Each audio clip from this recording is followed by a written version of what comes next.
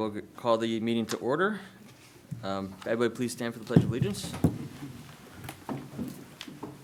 I pledge allegiance to the flag of the United States of America and to the republic for which it stands, one nation, under God, indivisible, with liberty and justice for all. Secretary, please take the roll. Stanton. Here. Engel. Here. Manny. Here. Gatto. Here. Fielder. Here. Gaskell. Here. Aitchison. Vic. Gray. We have a quorum present. Staff, have there been any communications? Nope. So, then right now, I'd like to make an approval to, a motion to approve the minutes from the September 19th meeting. Do I have a motion? So move. Second. Moved by Commissioner Engel, seconded by Gatto. Before we approve, I'd like to make one quick amendment to the staff report. I noticed that it said that Chairman Gray opened the meeting, but he was absent. I was acting chair, so with that minor correction, I think the minutes should be approved. So with that correction, let's take the roll on approval of the minutes.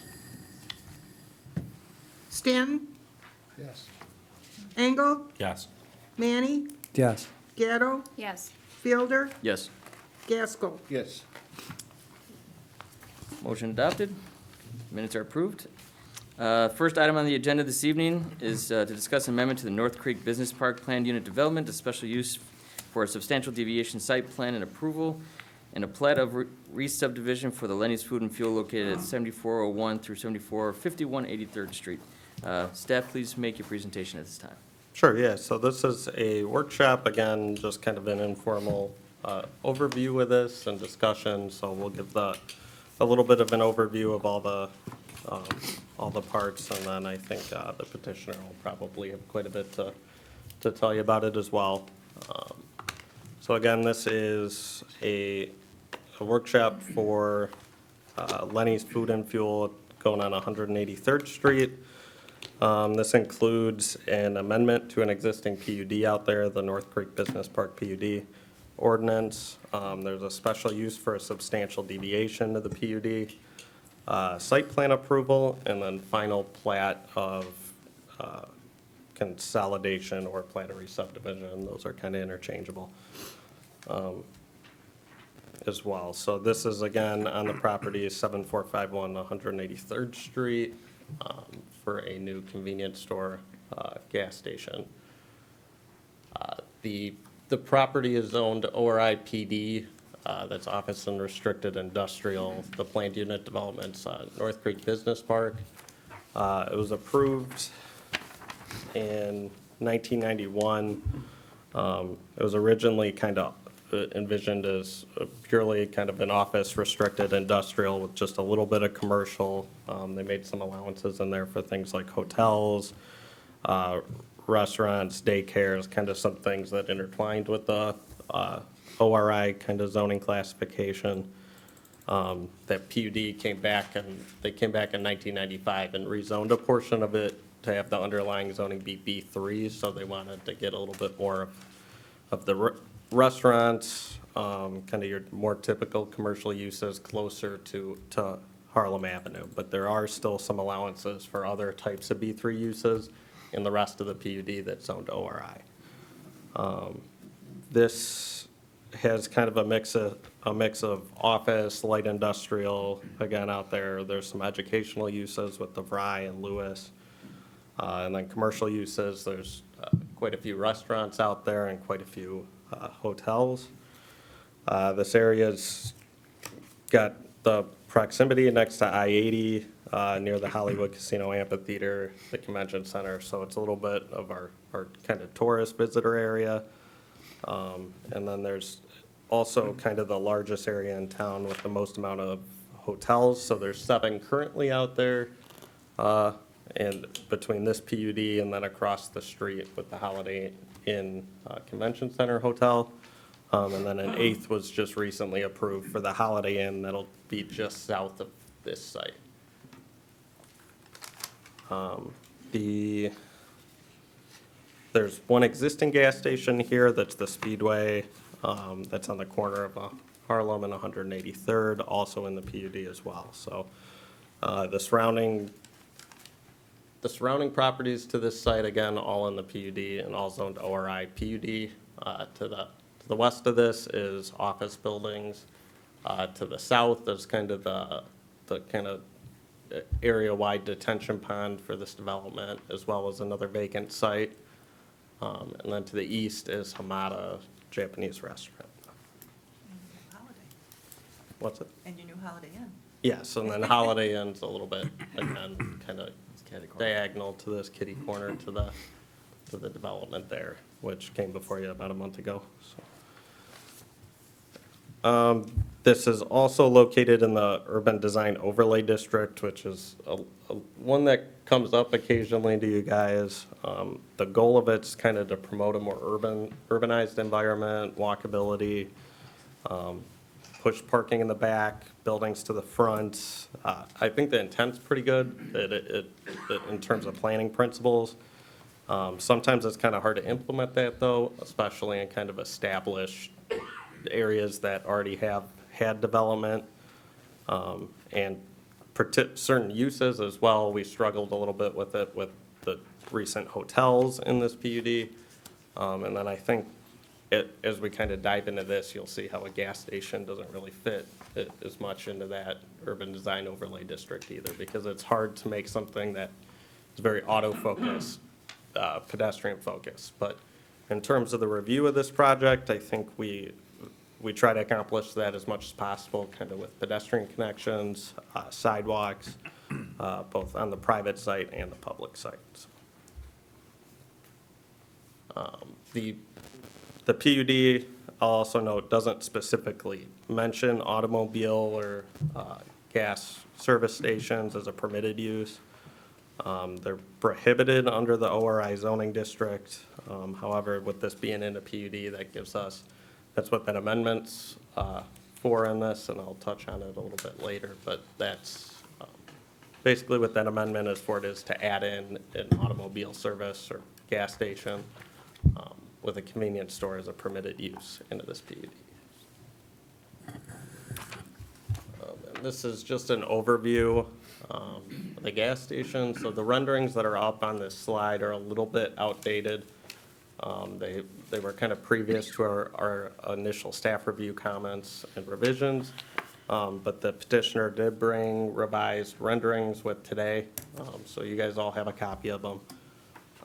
And then we'll have them in the PowerPoint and in the staff report for the public hearing as well.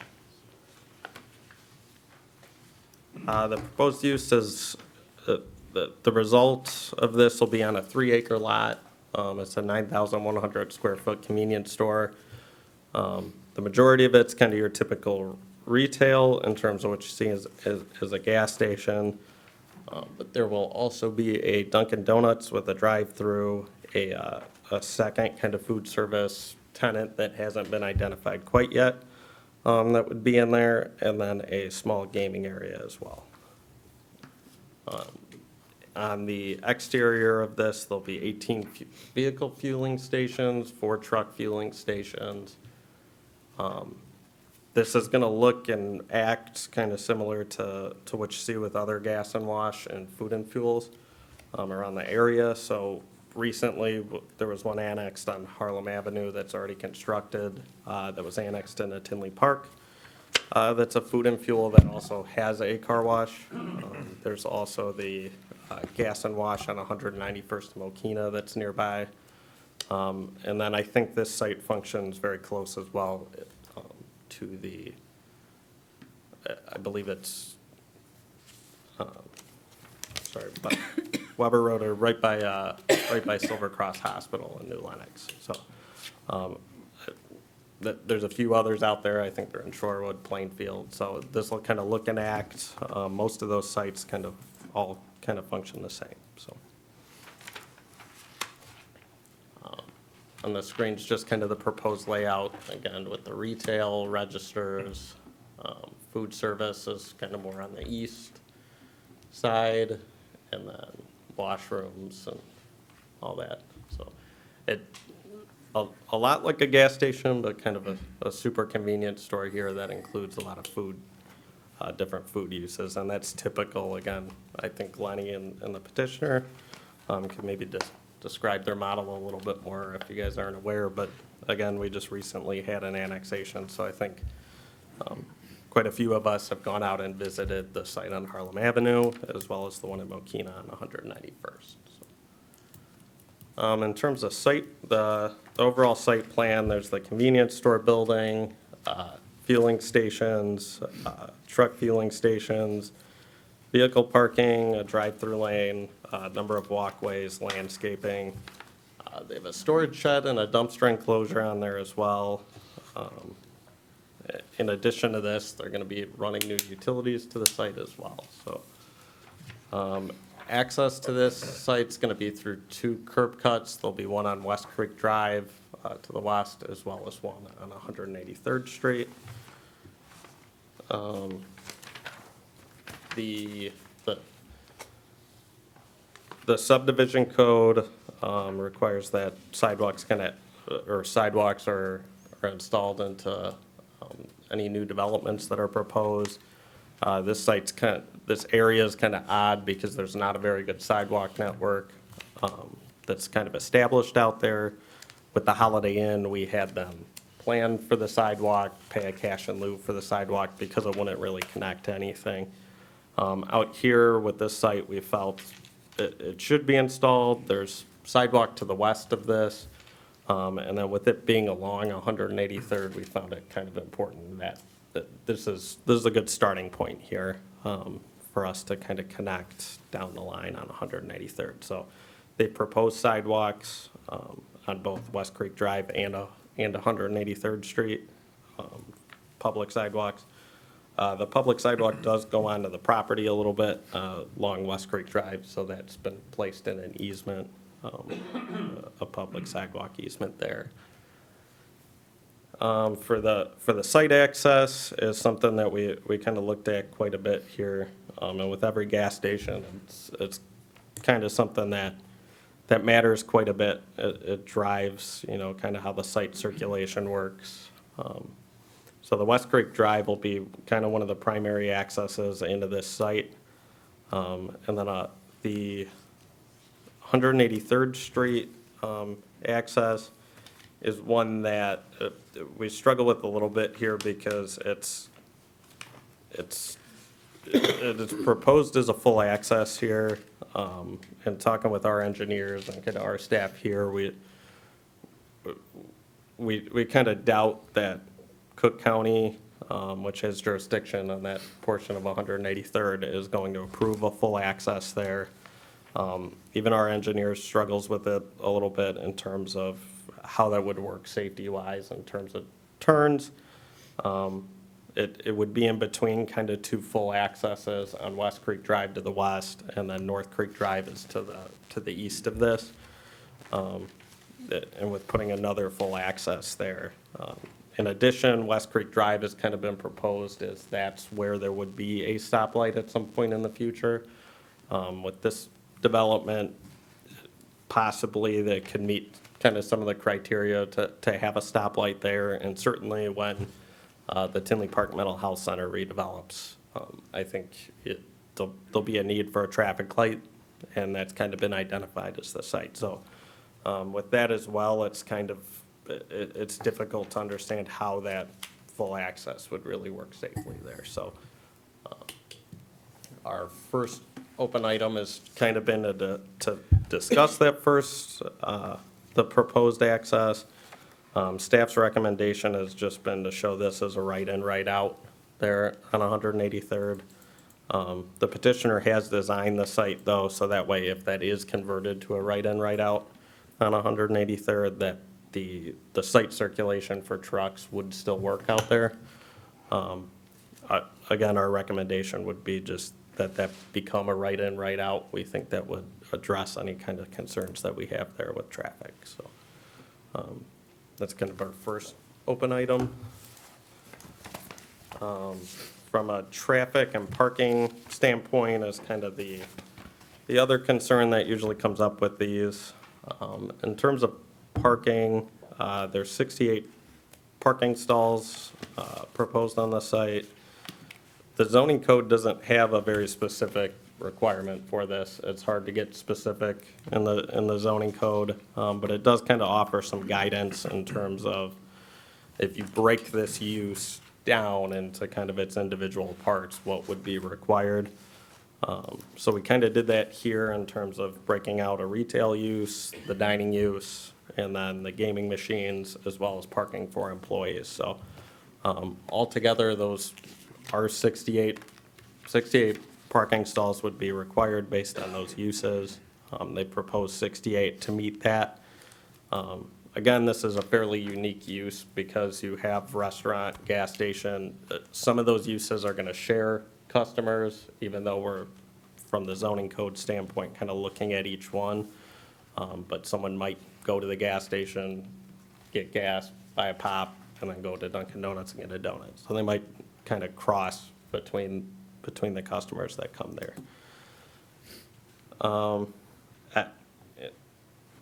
Again, just as a unique use, I think this is, 68 parking spaces is among the highest of any of the gas and washes that are out there. So because this is a unique use, I think it's one of the best things that we have examples that are out there. So we have the other gas and washes and the food and fuels I think we can really look at to say, is it working there? That the site might be a little bit different, it might be a little bit busier than those other sites, but we can look at them and say, is there a big parking problem at those, and how does that relate to this? So compared to the 52 that are located on Harlem, I believe, and then I think the other one on 191st is a little less than that. 45 at the one in Mokina. So this one will have 68. I think it could be a little bit busier, but I think that builds in a good buffer there in terms of parking. We've also included kind of some of the counts we did for the Harlem Avenue one in this as well, in terms of trucks and the parking that happened in spring while we were dealing with that annexation. So I think this is be fairly relevant here in terms of the amount of trucks, potential people playing on the video gaming machines, and then in terms of parking in general. I think we feel fairly safe with this. The traffic report's a little light from the initial one that they submitted in terms of details that we wanted in it. So we did ask them to go back, maybe give us some more kind of hard data, some hard counts of those existing sites. So I think the petitioner brought their traffic engineer, or their traffic consultant, KLOA. So I think Michael Worthman's here from there. And once we kind of open this up, I think he can probably explain that a little bit more in terms of the traffic and parking. So traffic-wise, gas stations are a little bit unique. So gas station traffic generation in terms of it actually creating trips on the street are usually fairly low, just because it's a convenient stop. And I think KLOA and Mike can probably explain that better, but this is a fairly unique site though, so there will, because they have a Dunkin' Donuts, because it has gaming on it, it will function a little bit different than I think some other gas stations will. But in general terms, gas stations don't generate as much traffic as you think they do, because while there's a lot of vehicles going there, people don't leave their house to go to the gas station most of the time. You're usually stopping on your way to somewhere else. So right now is, if you guys went out there, I'll also note that there are some issues out there right now just with the road work on Harlem. So in talking with our Public Works and our engineer, they've said that they replaced all the sensors out there on that traffic signal. So some of the timing is even worse than it was before when they did that. So right now it backs up quite a bit. People drive really slow too because there's all the bumps to get over. So there's a little bit of backup, I think, on 183rd, but right now I think it's significantly worse than it typically is just because of the construction that's out there. So again, our engineers and Public Works, they're working with IDOT the best they can out there. But I think that has caused some additional issues. We've also had them, in terms of the drive-through, the traffic report didn't really address that. So they have 10 stacking, 10 stack car lengths in terms of stacking. 8 is kind of the typical that we've required for a lot of these. And that's kind of typical, I think, of the other gas and washes that we saw too. So 8's the normal. They proposed 10 here. But we did kind of want to get some counts. So we had sent them to go kind of get some information in terms of the drive-through, what they're seeing at other sites. So again, I think they can probably address that. And that's our open item as well, in terms of, I jumped a little bit ahead from kind of how the staff report goes, but updating the traffic report. I think they'll give you a summary here, and we'll have a copy for you for the public hearing.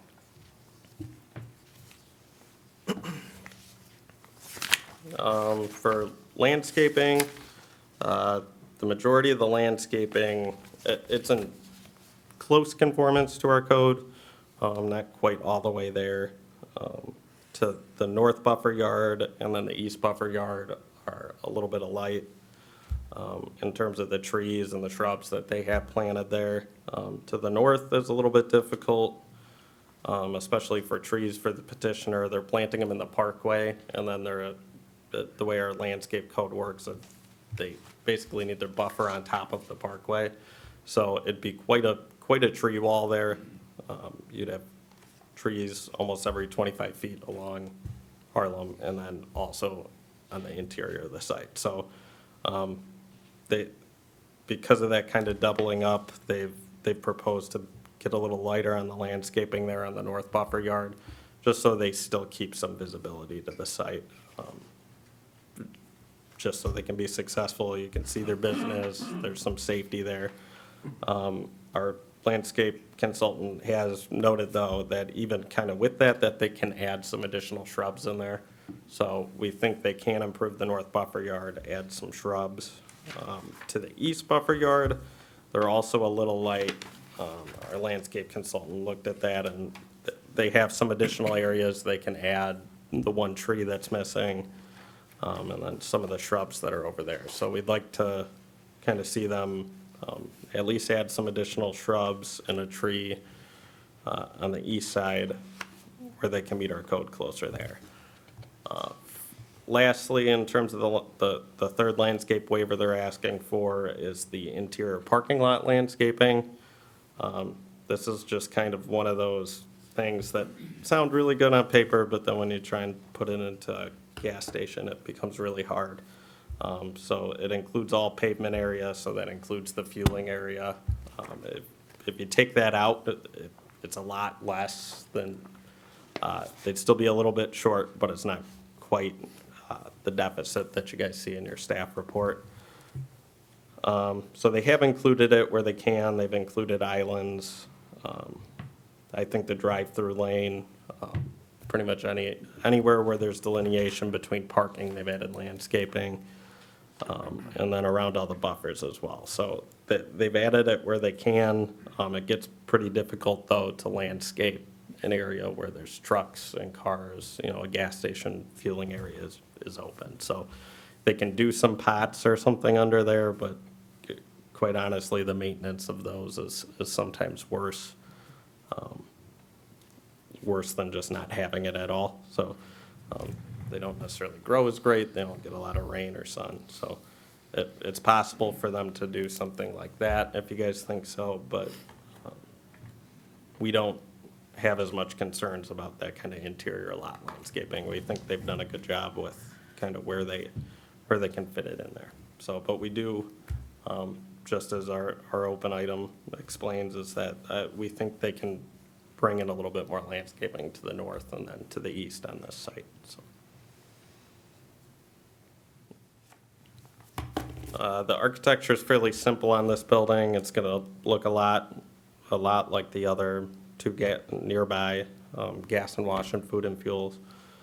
The design of the convenience store and the gas station canopy, again, look the same as those. The building primarily uses face brick, so that's 71% of kind of that overall front facade, excluding kind of the windows that are on it. And then there's stone that's wrapped around the base as well.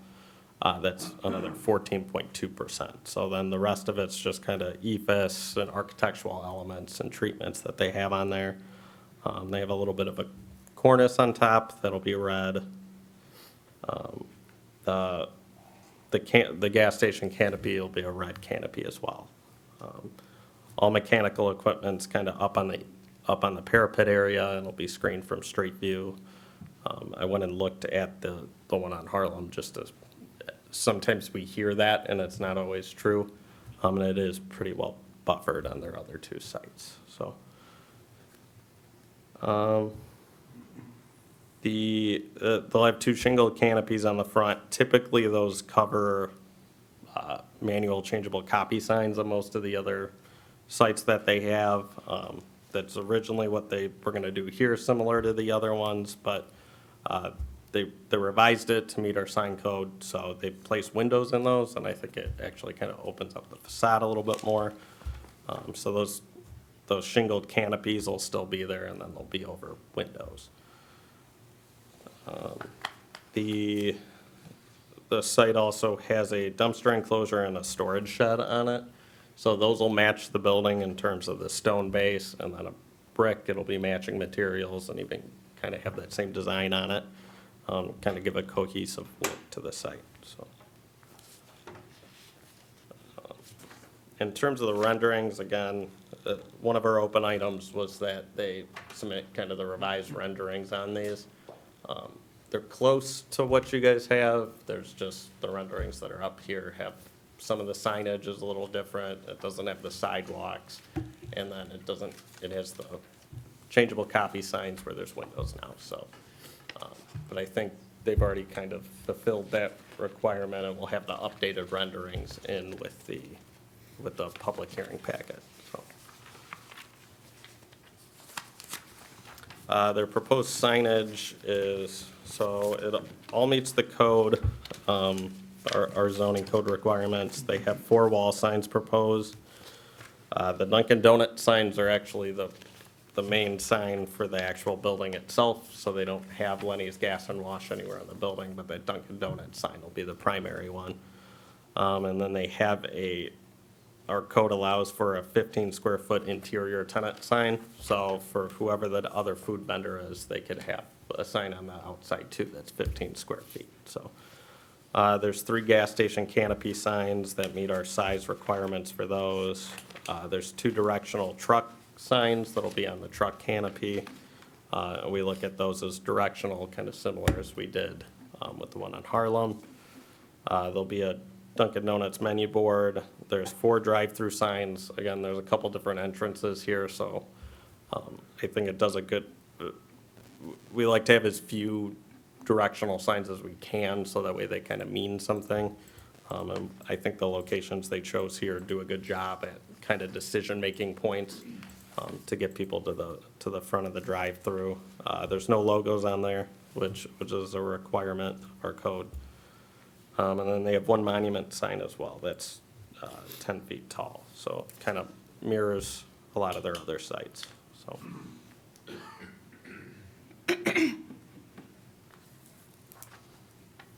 And that'll have a electronic message center in it as well on the ground sign, so. Lighting is fairly simple, so we just also passed our new lighting ordinance that kind of sets some new clear limits in terms of lighting levels on the site. So it's below 2-foot candles, if that means anything to you guys, at the property lines. Basically meaning that the light levels kind of die out at the property lines here. So we don't have residential around it, but potentially you could across the street at the mental health center at some point, and you also have hotels around there. So they're all downcast lights, so you won't see the actual light fixtures, the LED lights, unless you're standing under it. They're not facing out or anything. and spaced evenly enough that there's kind of a consistent light level there. We have examples on the screen of their lights. So out of this, there's a couple kind of special, outside of just site plan and the plat approvals. For this, there is the PUD ordinance amendment, so that'll amend the actual 1991 ordinance that had, on top of the ORI district, there's a list of uses in that, and I believe that was in your packet, and includes daycares, hotels.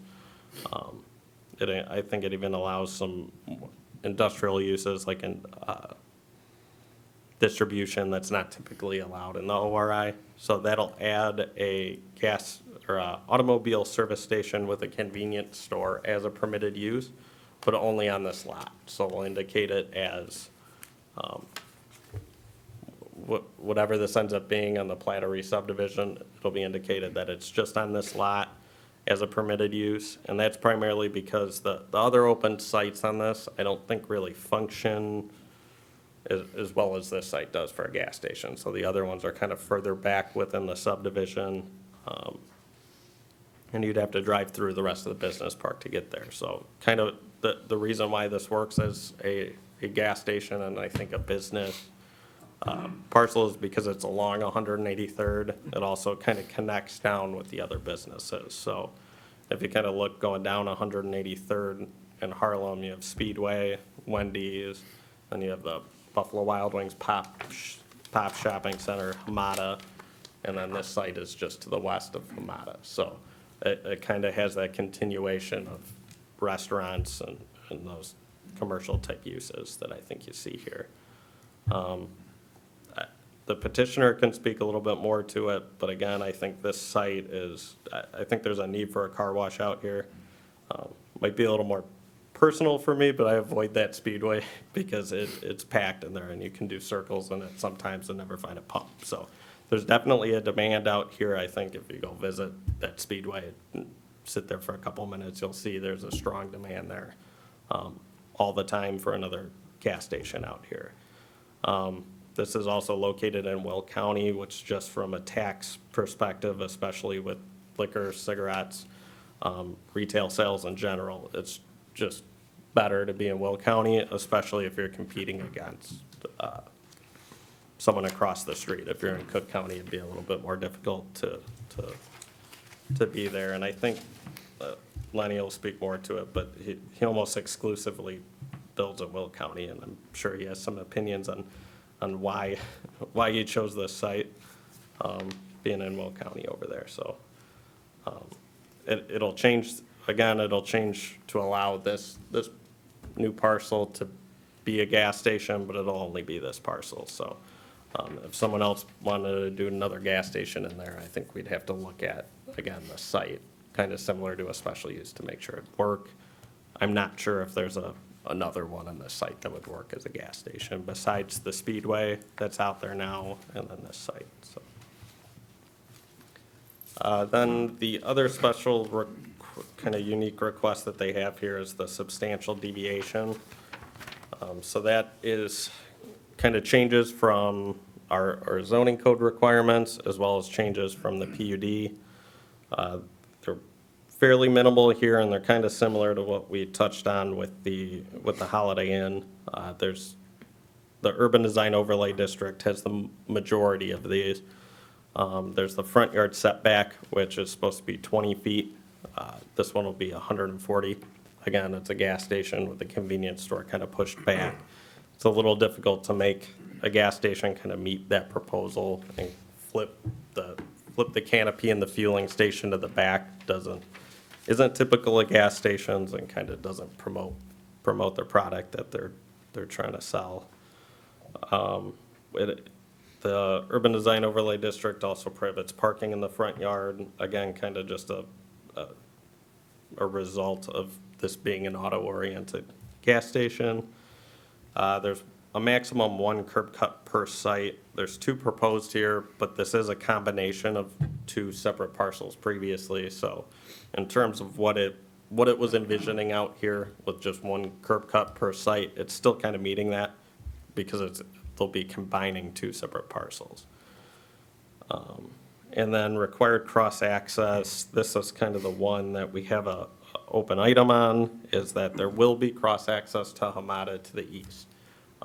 That won't allow for truck access to the east. There'll be a no truck access sign there. But there is existing cross-access on the Hamada site and an existing easement there. So this will connect to that and kind of allow vehicles to drive through there, but not trucks, just trying to keep them off the Hamada site. So where it is missing cross-access is to the south of this. There's a vacant site as well. So there is a potential for them to, I think I'm missing the image in here, but it's in the staff report of where they could potentially add a cross-access to that vacant site to the south. It would go across the walking path that's there now, but quite honestly isn't in the best shape. And they could do a cross-access that kind of aligns with their parking that's to the west of this. So on the west side of the site, they have the drive aisle, and they can continue that kind of south and create a cross-access there. So whoever came into the south of this could then connect in there. They'd probably have to do a crosswalk with the walkway there. So we think that is possible for them to do cross-access there. And the goal of that, again, is to limit curb cuts, limit people having to drive back out on the street if they make a wrong turn. You can kind of connect through the sites. I think it benefits everyone if you get that connection. So. Lastly, so there is a deviation from the PUD requirements, and that's the PUD limits parking in the front and side yards. Quite a few of these sites out in this PUD have varied from that. Actually, I couldn't really find one that met it. So I'm not even 100% sure this has been enforced the whole time. But we did deviate from this on the Holiday Inn as well as on the Woodspring Suites, which are the kind of two newest projects out there. So again, this kind of, it fits in with what's out there because there is parking in the front yards out there. There is parking in the side yards. And again, it's a gas station, which is a little bit, we like to push the buildings up towards the front. We did that a little bit with both Woodspring and Holiday Inn. This one was a little more difficult with it being, the use itself being a little more auto-oriented, so.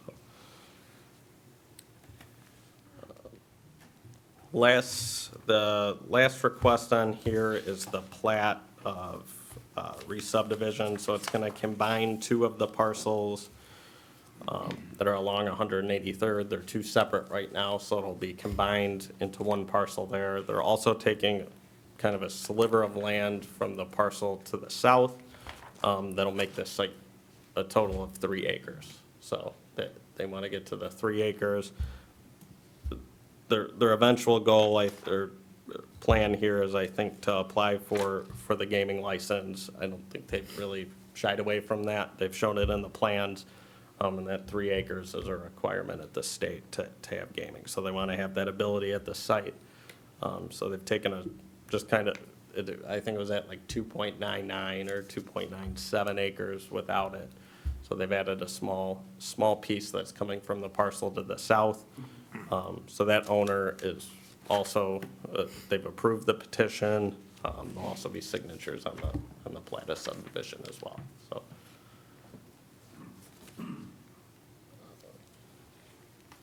I think that's it for me. I've done a lot of talking, so I'll give it over to the petitioner. I think they can maybe make it a little more exciting than I did, so. Good evening. My name is Lyman Teeman. I'm the attorney for Len McHenry. Len is sitting behind me to the right, and then with us today, we also have our architect, Scott Pritchett, who's with Arsa and Associates. We have our traffic consultant Mike Worthman with KLOA, and Brian Hertz with MG2A, civil engineering firm. I don't want to go through and repeat everything, obviously, that Dan has said. I think he's done a very thorough job of presenting everything to you and raising all the issues that are involved. There were a couple open items, however, that I think we we had promised Dan, and we have the information tonight. One in particular is in terms of the traffic impact, both the parking on site, the queuing, the access to and from the North Creek Drive and from 183rd Street. We'd like to have our traffic consultant spend a few moments and go over with you a new traffic study that he has prepared that addresses all of those issues. If we have any issues in terms of architecture or signage, Scott would be happy to address those. Brian Hertz with MG2A can discuss some of the engineering issues if you have concerns with regard to landscaping or site planning or traffic flow within the development, in particular with truck access to and from North Creek Drive and 183rd Street. So with that, I don't know if we should do that first, or if you have questions, whatever works best for you folks, we'd be happy to do. But I do want to have Mike get up here and talk about the traffic impact before we get further into questions, if that's okay. I think that'd be acceptable, because then Thank maybe you. our questions would be answered after his presentation. Mike. Good evening. Michael Worthman with KLOA. It's good to see everybody again. A little colder this time. We've been working with Len again on the site on 183rd. As Dan indicated, another fuel center, 18 passenger vehicle fueling positions, 3 commercial fueling positions, a convenience store with a Dunkin' Donuts, and another food vendor. As it pertains to trip generation, Dan touched on it a little bit. There's a couple unique characteristics about fuel centers and Dunkin' Donuts, and the fact that a good majority of the traffic is generated by the traffic already on the roadway system, what we call pass-by traffic. Upwards of 60 to 65% of fuel center traffic is generated by that traffic passing the site, running in, filling up, and getting back on the road. Most people don't leave their house to go fill up gas. Likewise, the Dunkin' Donuts, coffee shop, donut stores, about 70% of their traffic is generated by pass-by traffic. So while a gas station, a Dunkin' Donuts will have a higher volume of traffic coming in and out of the access drive, the actual volume of new traffic on the roadway system is kind of limited. The other unique characteristic is the number of different uses we have on the site. So you will get some internal capture, multi-purpose trips. Someone will stop for gas and get their coffee at the same time. They'll stop for gas. What I do all the time, I stop for gas and pick up my peanuts for the ride home. Same thing with the other stores. So from a traffic standpoint, it's going to be very similar to what you see on Harlem Avenue. The difference between the two facilities is the Harlem Avenue has a smaller convenience store, but that has a car wash, where this facility has a little larger convenience store, but no car wash. The Harlem Avenue has 2 commercial fueling positions, where this one has 3. And I only bring that up because a lot of the studies we've done, a lot of what I will talk about will compare it to the Harlem Avenue facility. From a truck traffic standpoint was one of the comments in the staff report. Based on the Harlem Avenue store, that store generates probably about 30 to 40 truck trips per day using those commercial fueling positions. That would be 30 to 40 truck trips in, 30 to 40 out. More importantly, during the peak hours, we actually did counts out there a number of times, but in the morning, peak hour, there was 6 inbound trips and 5 outbound trips, 1 every 10, 15 minutes. And in the afternoon, there was about 3 inbound and 3 outbound. So it does generate some truck traffic, but it's not as high as everyone would think. I actually believe this site will probably be less for a couple of reasons. The Harlem Avenue is on Harlem Avenue, which is a major truck route. It's picking up a lot of the truck traffic that's going to the auto auction. The other big unique characteristics with this development is, if you go back to the site plan, if the 183rd access drive becomes a right-in, right-out, all the truck traffic's going to have to go back out east, because you're going to come in off of, It was, yeah.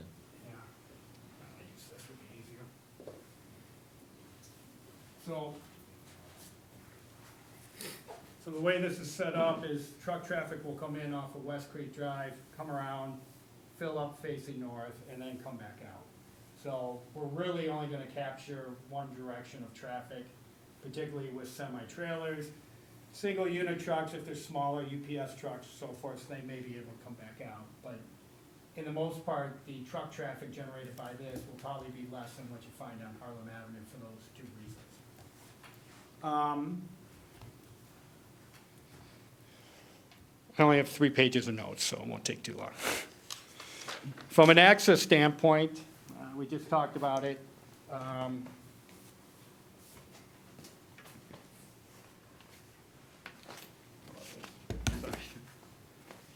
We'll have a full access on West Creek Drive, 1 lane in, 1 lane out. This will provide access, inbound access to everything in the site except the commercial fueling that will be the inbound for that. What we're proposing is to cut into the existing median a little bit so we can provide a separate left turn lane into the site. I think we have to take about 6 feet off that median to get this left turn lane in. 1 lane in, 1 lane out, that would be under stop sign control. Second access on 183rd. We're proposing a full access at this point. Brian has submitted some preliminary plans to Cook County, and we're hoping to have some results before the official Plan Commission meeting. We understand the concerns with the village's engineer, and it's something we're going to work through with them to find out the best solution for that location. In addition, we are going to have a cross-access to the restaurant to the east. As Dan said, that will be for passenger vehicles only. It'll be signed to prohibit truck traffic. From a circulation standpoint, we talked about the truck circulation in off of West Creek Drive and out onto 183rd. From a drive-through perspective, the facility will provide stacking for 10 vehicles, as you can see from this photo, or from this site plan. Most of Len's stores, and correct me if I'm wrong, Len, provide stacking for 8. Surveys that we've done over the years show that for a coffee donut store, the average queue typically is anywhere from 6 to 8 vehicles. More importantly, we went out per Dan's request and surveyed the Harlem Avenue Dunkin' Donuts. We surveyed that from 6 to 10 on a morning in October. And what we found is that the peak queue was 8 vehicles that occurred once and 7 vehicles that occurred 3 times. I think we can all understand the queuing is a factor of how efficient the operator is and how quickly they move people in and out. But typically 10 is more than sufficient, particularly if you have a good operator. From a parking standpoint, we're providing a total of 68 spaces. Per Dan's request, we went out and surveyed another food and fuel, the one on US 6 in Cedar, very similar to this in that it doesn't have a car wash. I think this convenience store is a little bigger, but we surveyed that for a whole day, every half an hour, and that had a peak parking demand of 23 vehicles. And those were vehicles that were actually parked not at the pumps, so 23. And then the village did a number of surveys, which are in your staff report as part of the Harlem Avenue annexation, and they looked at the Harlem Avenue store and the store in Mokina on 191st, and they found a peak demand of 18. So we feel very comfortable that the 65 spaces will be more than sufficient. And you also got to remember there's 18 spaces at the fuel positions. A lot of people will be pumping gas, will run and go get their peanuts like I do or get their coffee. So we feel real comfortable about the 65 parking spaces. One last thing Dan brought up is that there is some queuing issues right now on 183rd. We've been out there 3 different times. One time we did see it backing up past that drive. I've been out here 2 other times and haven't seen anything. I do think it's a function of the Harlem Avenue improvement and what it's done to the traffic signal. More importantly, they only have half the road paved now, and if you go across 183rd, there's actually 4 bumps in the road. You go down, it's paved in the middle, you come back up, you come back down, and you come back up. So it's really reducing the capacity as you go through that intersection. I think I addressed everything. If I missed anything, Dan, let me know, but I'm here for any questions that you have. Thank you very much. So at this time, we'll take questions from commissioners. Commissioner Stan, do you have any at this time? questions. Commissioner Gaskell? No, sir. Mr. Manny, do you have any questions? No questions? Mr. Engel? None for me. Ms. Goddard? None for me? I've got maybe one, and maybe this is more for Dan. The sidewalk in the back that they've got, we held up, remind me, the Holiday Inn, we said that they didn't have to. For illumination? Or are they having a sidewalk back there? Like, is it gonna connect? Yeah, so, It wasn't really clear, and I just wanted to be, and then it- Connect to the recreational? yeah, so I guess they did, so their sidewalk, the reason through Holiday Inns, because it goes through the back of theirs, we had to make a connection from their internal sidewalks. I just wanna make sure, that rec so it is all sidewalk. gonna be connected. For this once one- both projects are done, is what I was trying to. Yeah, get an this answer one for. won't have any internal connections to it because kind of the way it wraps around. I was gonna have them make one, but it'd be really close to where the public sidewalk is. And that's already a connection that you could get to that. So it's connected through the public sidewalk, but there's not a direct connection on this site to that. As long as there's a way to connect the property, it's like, cause if they're gonna walk from the hotel into the gas station stuff, it's like, as long as it's connected, that's how, I was just, it wasn't clear, and I just wanna make sure that at least it's connected to where it's an easy flow through. Yeah. So, cause I see the public one, it's like, but it's like, I know that there's a sidewalk going on the Holiday Inn side, there's a sidewalk going a few, so I just wanna make sure that if the people decide to walk from place to place, it's all connected. Sure, yeah, so there might be, we'll take another look at that before the public hearing and see if there's some better way to get a connection on if there's some sidewalk connection that makes sense on their site that they can connect to that. Right now, you could go out to the sidewalk and kind of loop around. Actually, sorry, maybe I'm wrong, it looks like there is one. So, yeah, so there is. So say straight down. Yeah, isn't I it? did already do it. So there's a crosswalk there and then a small sidewalk connection through the, Okay. I think it's not shown, We need to- maybe it's not shown on the landscape plan. Yeah, so it's not on the landscape plan, it looks like, so that's what was confusing me. But it is on the site plan, so we'll have them maybe correct that into the landscape plan. But there That's is just a, like a crosswalk on yours though, right? Or is there? it's a crosswalk that, and then a small little walkway slits. connection that goes to that path. Yeah. I can move the cursor. It's just not shown on the landscape plan, so, which was where I was looking at. So they have landscaping proposed where, I just know it's gonna help both properties to have an interconnection and for the sidewalks to be connected, because Yes. you'll have some ancillary foot traffic, especially during concert season, so. And then traffic-wise, and maybe this question for you, so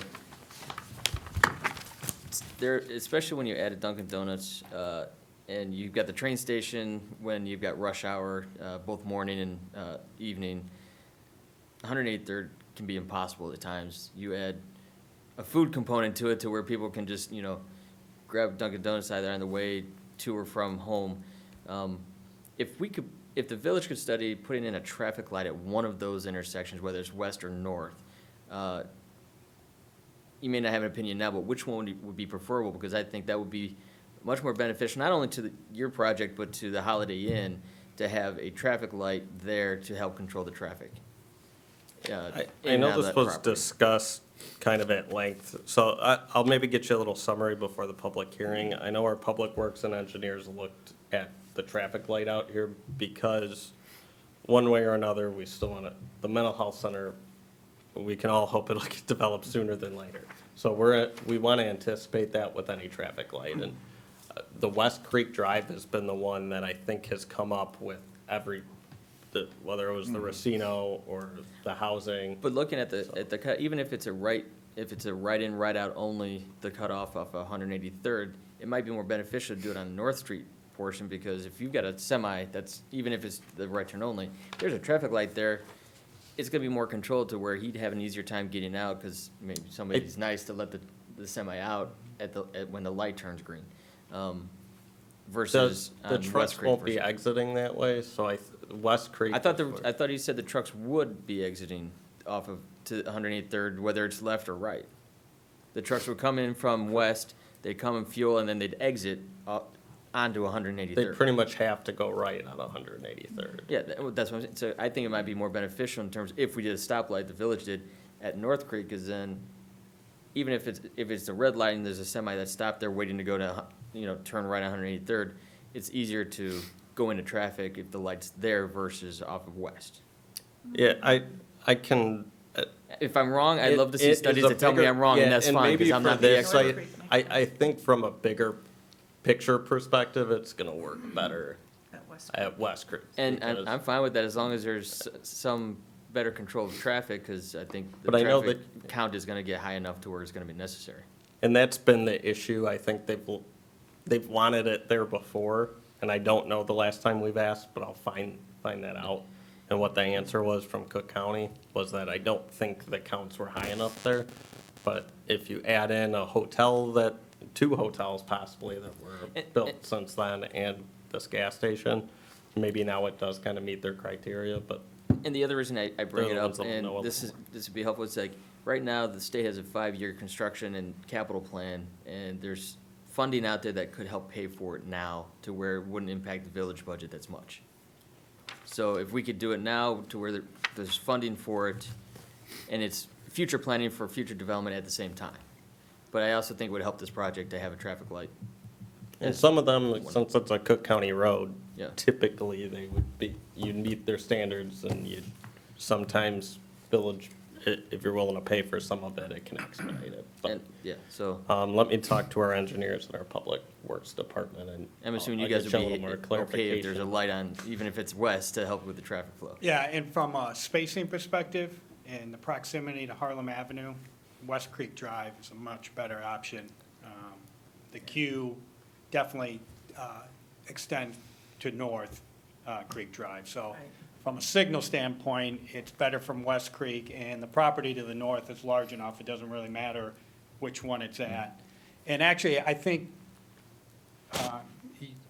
contrary to your opinion, that if it's at West Creek, it will help those semis more in the fact that it's gonna stop the traffic, Before. and they can come out and move out, and then, because if you have it at North Creek, the queue of traffic may extend. And that's why I'm not an expert, that's why I want to make sure that we ask the Also, question. I like the Truck question. The amount of truck traffic isn't gonna be that No. significant. So I think your chances are much better Yeah. at West Creek. Will you pull in any of the truck traffic from the industrial, like, from the deliveries of the industrial corridor that's off of 80th and 183rd there? I mean, they can go in the back for the deliveries. Would they be able to come up from the south end of West Creek Drive into the station? Yeah, Sure. Okay. yeah, So you might pull in some of that as well? yes. Okay.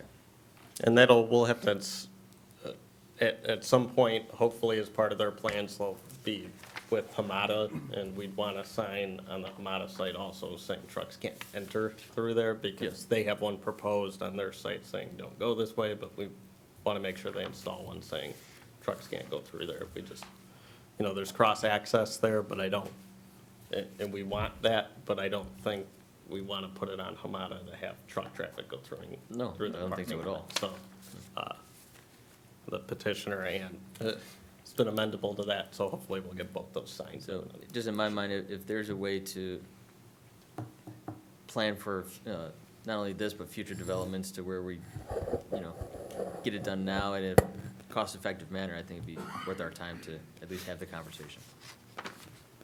It's not gonna hold up the project on my end, don't worry about that, but, I think it's a perfect fit for this site, so.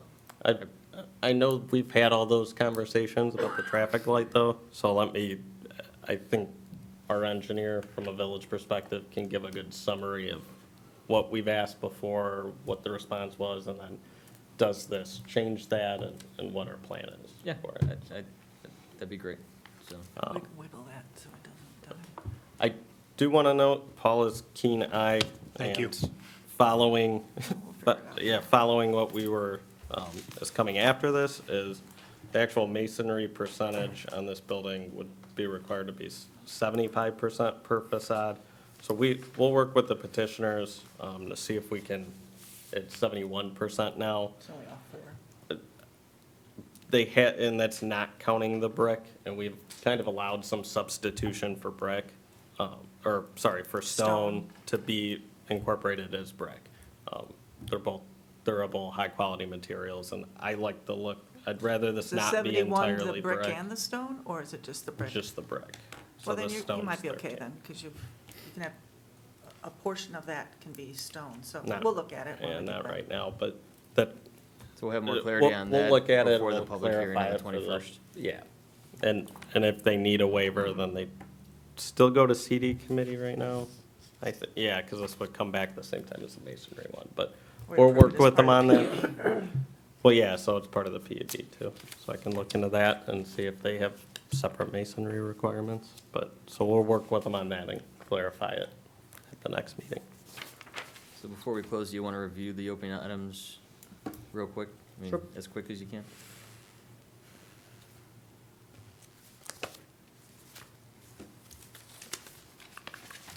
So we had the full, the access on 183rd Street.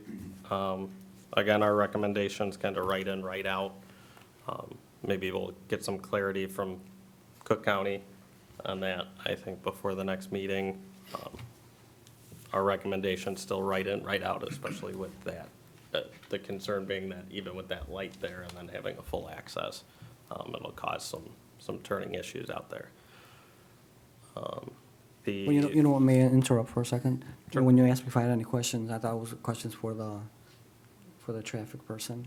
Oh, But I had just general comments for all the Okay. items, you know, so. And let's make sure. 'Cause I know we you do that. mentioned, like, you know, Uh, before we I close. apologize. Yeah, you go through them and then I Yep. can. Oh, no, right. You know, my comments for item one, you know, I do agree with the village's engineer that they should be right in, right out, you know, just to, you know, will cause some congestion, so we wanna, also, you know, look at that. And item number two, the landscaping. Currently, how the landscaping is established right now in that area, in that urban design overlay district, I think that we should provide the trees as stipulated in our code, you know, because it makes it'll maintain the character, you know, aesthetically how it is. Right now, if we just don't have the trees, just shrubbery, it'll be out of place. I you think, know. there is still quite a few I guess that's, because we want it to be as close to the code as possible, and there's quite a few trees. So if you look along the north side, I mean, almost the entire thing is still trees. Right. What our code actually asks for is for that to be almost doubled. Almost what? Doubled, essentially, from what's up, because they have the parkway trees, they want that many trees. Right, so how many trees are gonna be planting on the north side? They're providing 23. Yeah, 23 along the north side, so it's almost asking for another, And is that because of the screening of the it's vehicles? asking for another 12, so. Yeah, and it's not always anticipating that there's going to be a parkway there. So that's the buffer yard requirement regardless of what it backs up, what it's up against. So it's the same as if it's adjacent to a roadway and a parkway as if it is adjacent to Hamada. So I think their argument is that it's almost twice, it's double the trees there because they're already put in the parkway trees. So there'll still be that's still quite a few, Yeah, you quite a won't- big you aren't tree even gonna have buffer room to there. put 'em in. Yeah, they'd probably have to extend that buffer, and I guess I don't know what the distances are on the drive aisle there, but I don't even know where you'd fit them in. All right, well, I guess my comment is like, you know, we want to get close as possible to the, you know, to the urban design overlay, you know, just to maintain that character. My comment for,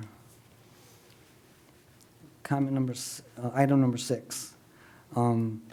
So you're saying that we want to, you know, amend the PDU just to say for this parcel only could have a gas station, convenience store? I'm thinking, like you mentioned earlier, big picture. Right now, we have the mental health property. You know, I mean, you know, hopefully we'll get it and someone could develop on it. But if we amend it right now, as you're, you know, indicating, you know, to me, I think it benefits the petitioner or not the village. So if someone, if we want to develop that mental health property in the future, hopefully it'll be great, you know. If someone did come say, hey, I want to put also a gas station on the corner of Har, or whatever, you know. Well, and that's, so this is just for this PUD, so just the North Creek PUD that's Okay. covered there is changing, so It's if, not north. and B3 allows a special use, so to, Right. or, we did kind of, the petitioner, this was kind of off our suggestion, because they were saying, what's the best possible Right. ability? But to the north, isn't that still ORI, No, but it's not the PUD. But it's not a PUD. but it's not PUD? So whenever that comes in, it's likely coming in as its Okay. own PUD. Okay. And if it's zoned B3 at any point, they could always ask for it. Right. If it stays ORI, it's gonna come in as a PUD, and if a gas station's part of that, we can look at it.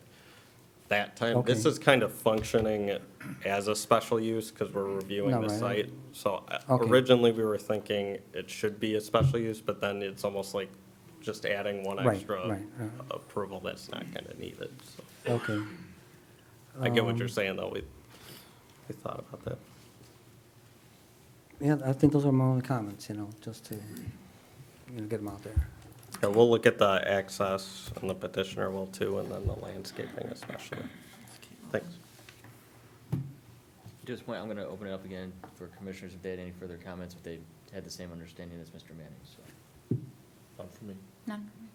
Okay.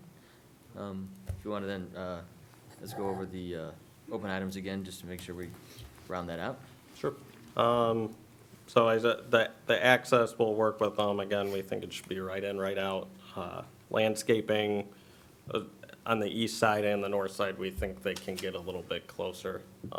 The east side, they can add the extra tree. To the north side, we'll see if we can fit any other ones in, as well as some more shrubbery. The architecture, we'll work on the masonry and our exterior material requirements. They already have the revised renderings, so those will be in the staff report. The updated parking and traffic analysis, it sounds like they have that complete too, so that'll be in with your guys' next packet for the public hearing. Then you guys just kind of discussed that, the PUD ordinance, and then the substantial deviation. I guess the kind of one outstanding one is, I don't know if you guys have an opinion on the cross-access to the south. So I think we'd like to see that, to at least leave it open for someone to connect through there in the future. If it doesn't make sense with that proposal, they can get the waiver at that point, but we'd like to leave that open, to have cross-access to the south property as well. So, unless you guys are opposed to that, we can have them I think that- revise the plat to include that in it as well. I'll agree with that open item as well. So with that, I think we close this item today, and again, there will be a public hearing on this at the next hearing on November 21st. I appreciate the petitioner and everybody for coming on this item, so thank you very much. Thank you. Dan, signs, can we pick up signs now to put up? Yeah. So, Yes. Barb will have them ready. We'll do it tomorrow. you got it. You only need one, don't you? Yeah, one's You only enough. need one. Okay, yeah, that's fine, I think. Lyman, you only need one. Yeah. You only need one. Only need one? Even with the two front. Thank you. Yeah, just I Thank you mean, very much. unless you got a bunch of them. To be continued in 2 weeks. What? Said to be continued in 2 weeks. Okay. So moving on as quickly as we can, the second item on the agenda this evening is a workshop to discuss a zoning code text amendment for masonry and exterior building requirements. So Dan, you're up again, or is it Paula? No, that's my fun one. All right, Paula. So go ahead. this has been something we've been wanting to tackle for a while. We've felt that it's been an issue. However, it's not really been under our purview because these masonry requirements as they're related to aesthetics has been on the building code and not in the zoning code. You know, typically, and most of us that are working here at the village now, I've worked in other communities, will find these kinds of regulations are typically found in your zoning ordinance. But for whatever reason, it was instituted as part of the comprehensive building code here in Tenley. So we're in the midst of updating the building code anyway, so it certainly seemed to be opportune to take it out of the building code and bring it into the zoning code. And as we started looking at it, we thought, you know, I think we need to take a reevaluation of how the code is written now and see if we can make some improvements, especially in light of not only industry standards, but the marketplace, as well as what communities similar to ours are, how they're regulating masonry on their commercial and industrial buildings. So with all that being said, it was incumbent upon me to kind of tackle this. Kimberly started it and did a great job, and I picked it up. And so that's what we're going to be presenting to you tonight. So as part of that, not only are we going to be looking at taking it out of the building code, we're going to be looking at how we actually look at it and review it. We have site plan review right now, so we're going to add architectural review as part of our responsibilities in the zoning code, part of our responsibilities as staff and as well as for plan commission. And to assist in that, we've created some guidelines, some site plan and some architectural guidelines or standards to help guide and make for consistent review. And then we've addressed actual percentages of masonry and brick on commercial and industrial districts. So just a kind of a quick history, looking back in our codes, we've had sort of two updates to the village building code, one being in 2001 and one in 2007, that at each one of those revisions, it became more stricter and a higher requirement for brick requirements. It was always for the homes in our community that you had to have first floor brick. But in 2001 and then again in 2007, we started looking at that for commercial businesses. But all of us know what happened in 2007. So right when we were raising the bar a little bit, we sort of had a tanking of our economy. But needless to say, everyone was looking out there. I thought there was somebody still here. No. We've seen a good result of the commercial development in our community that has adhered to those brick requirements, more so than the industrial development. The industrial development has struggled, and those developments that have developed have certainly not adhered to that brick requirement.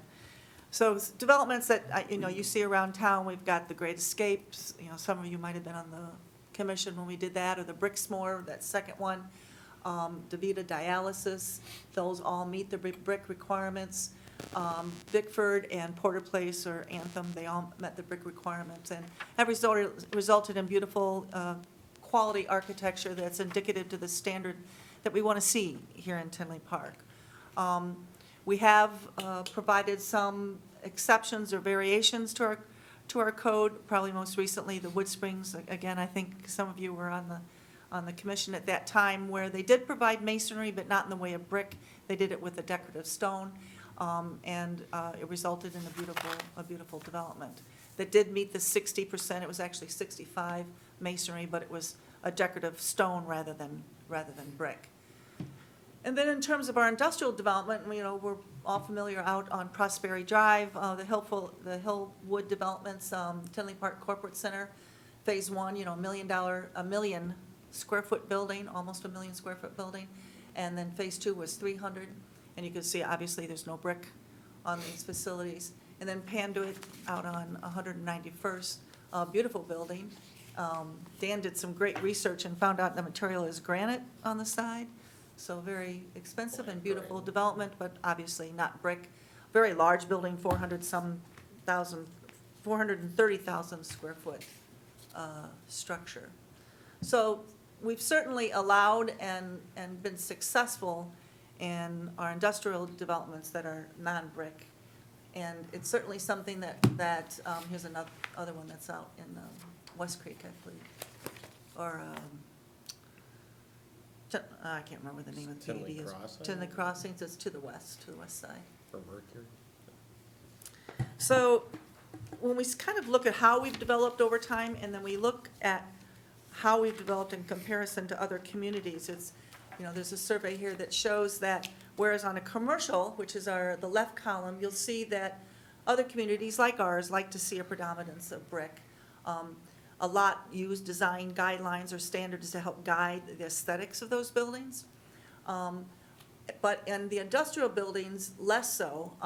And what's even more interesting, where they might require it, for example, in New Lenox, they do require a front elevation, a solid finish veneer. They are not necessarily approving them that way. They're granting a lot of waivers, and that's pretty much what's happened here in Tinley Park as well.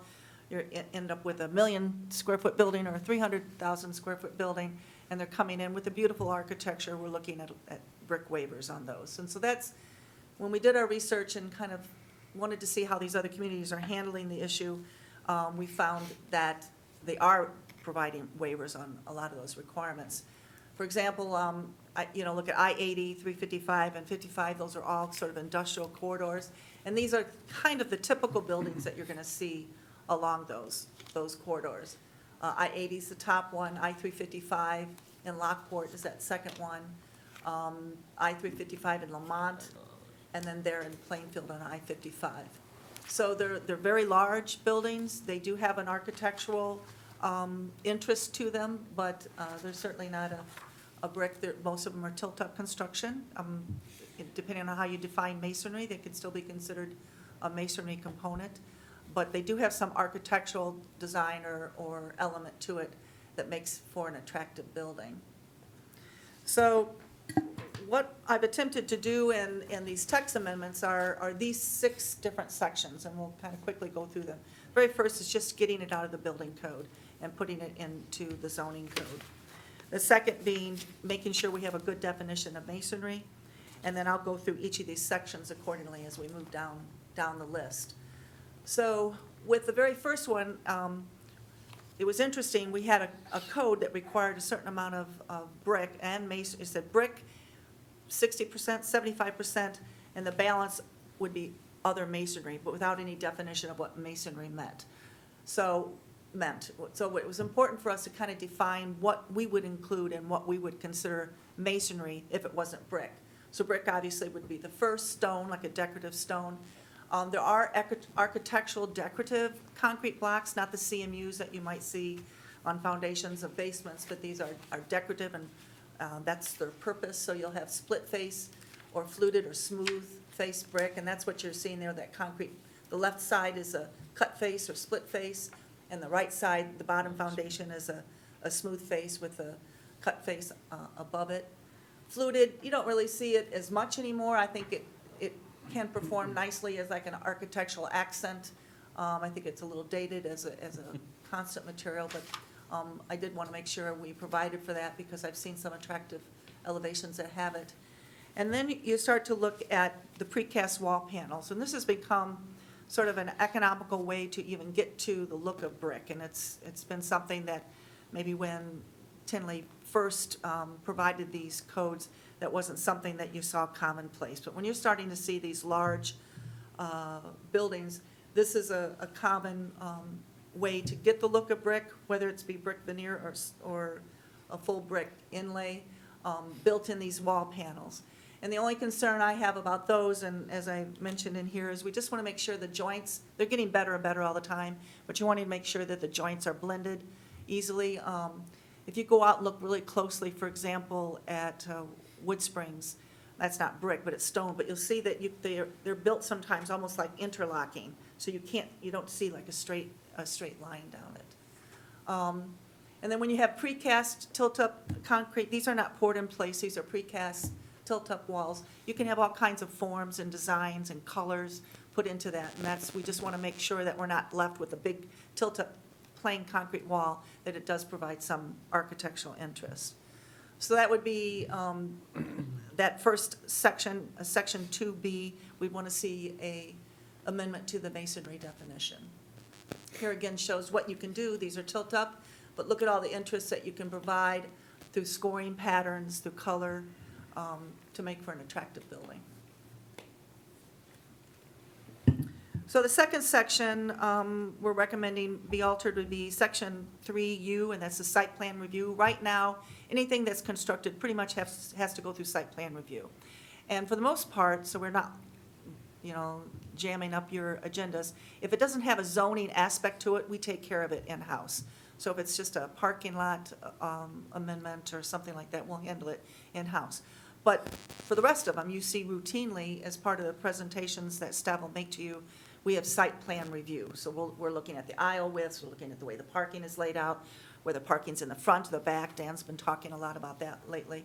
So we do that, but we do that without any standards guiding it. We're doing it by our, our education and our professional standards. But I think what we're looking to do is provide you some standards, so we're going to provide some site guideline standards. But in addition to that, we want to add architectural guidelines. We've not been able to do that in the past.